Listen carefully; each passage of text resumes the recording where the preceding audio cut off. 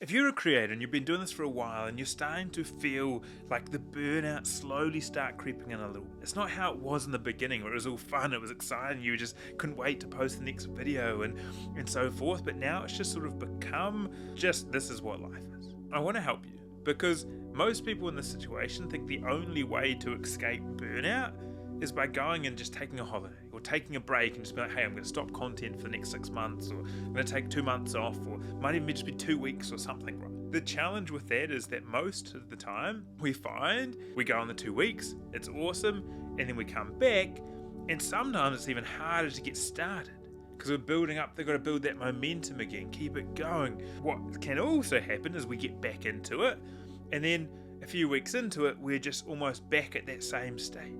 We can feel it building up again and just like the enjoyment's not there. And this is where it helps to identify what's actually triggering the burnout. Because yes, work overload is one of them. However, that is only one of the potential triggers. When I've worked with creators that have over 1 million followers or sometimes even 15 million followers, the ones that I find that are most common is actually a trigger called insufficient reward. That's when we almost find like we're putting in the work, but we're not getting like the results that we would like. We're putting all this effort and the views aren't as high as they were, or the income that's generating through our business just is no longer as high as it was. And we find that we're actually being burnt out because of the insignificant results. Not because we're working too much, it's just where we feel like we're working and not getting the results that we want.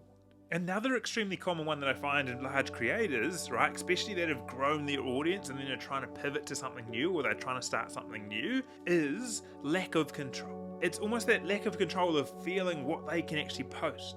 Because whenever they post sort of something different, the views or the audience doesn't respond as well. And so understanding that we want to try and identify and really pinpoint the trigger that is actually causing us to actually be burnt out.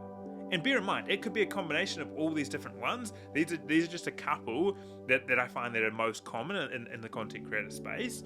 And then working and adapting and finding ways to do that. Because it doesn't matter how many breaks you have and then you come back, if you're not feeling like the effort that you're putting in is getting the results that you want, or that you just can't actually create what's truly like aligns with your values, that's another trigger, it's going to be extremely difficult. I'm not going to go into the length of here of what to do for every single trigger, but if you want to know, feel free to send me a message and we can work through what's actually causing your burnout trigger at the moment and ways that you can actually evolve and move through that.